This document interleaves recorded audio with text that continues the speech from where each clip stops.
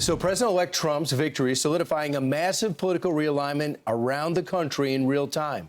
But as we look at voter analysis and groups Kamala Harris did best with, including wealthy, non-religious, and college-educated people, what does it tell you about the Democratic Party and why it's struggling? Fox News contributor, former White House press secretary Ari Fleischer joins us now to break it down. Really stunning, the realignment. You tweeted that out. The group she made the most progress with was?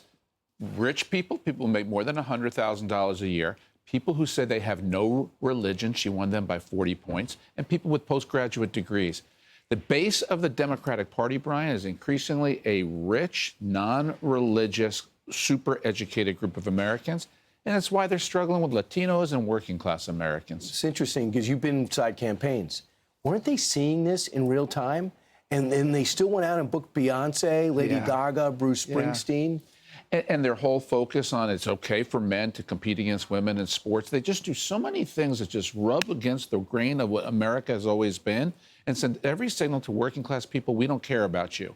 We have an idea, an elitism, an ideology about America that you don't fit into anymore. And people feel it. Here is Jake Tapper talking about this comms issue that they're blaming it on. It's all about communications. Watch.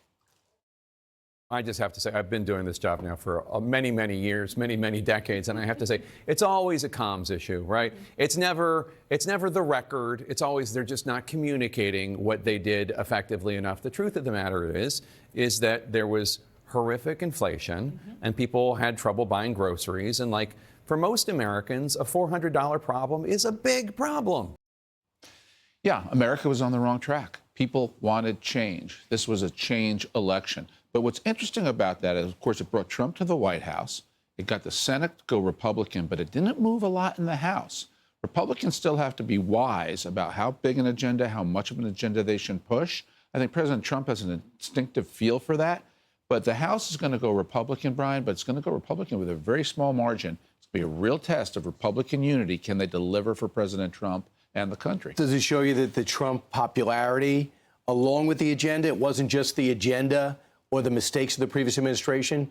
Trump got more than the Senate, did even better than the Senate and better than the House would indicate? Well, sure. Presidents almost always lead the ticket, and that's what happened here. But because the president led the ticket, it enabled Republicans to pick up the seats in the Senate that they did.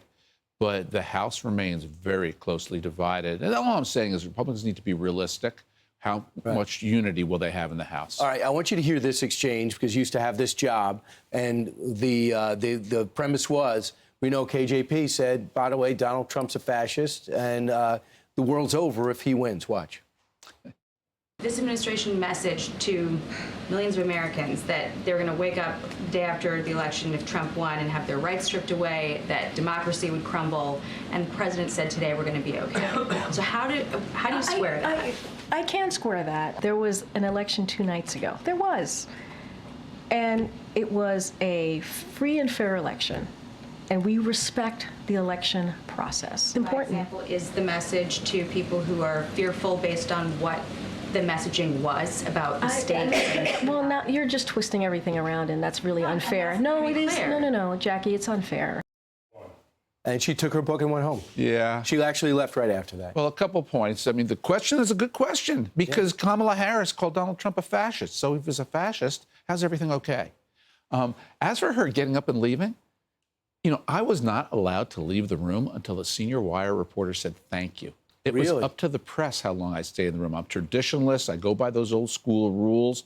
I couldn't just pick up and go. I would never have disrespected the press like that. After 9/11 attacks, emotion was extremely high back then. Yeah, but there was a tradition. The press secretary did not leave the podium until the senior wire reporter said thank you. That was decades-long tradition. I guess that's over with. You liked President Biden's tone, though, right? I liked his tone, but you know what? It didn't matter to me because the tone of the Democratic Party in 2017 when Trump came in, that is not what they did. They ran the worst transition in the world. They set Trump up in those briefings that they then leaked to the press about the Steele dossier. It was not a smooth transition from Trump to Obama to Trump. Right. Because of the games they played that hurt Trump. And Joe Biden was in the room when they finally hatched that plan. I tried to end on an upbeat note, but it was great to see you, Ari. Fantastic. Always, especially thank now you. to communicate how they should be staffing. We'll have you back a lot. I'm Steve Ducey. I'm Brian Kilmeade. And I'm Ainsley Earhart. And click here to subscribe to the Fox News YouTube page to catch our hottest interviews and most compelling analysis.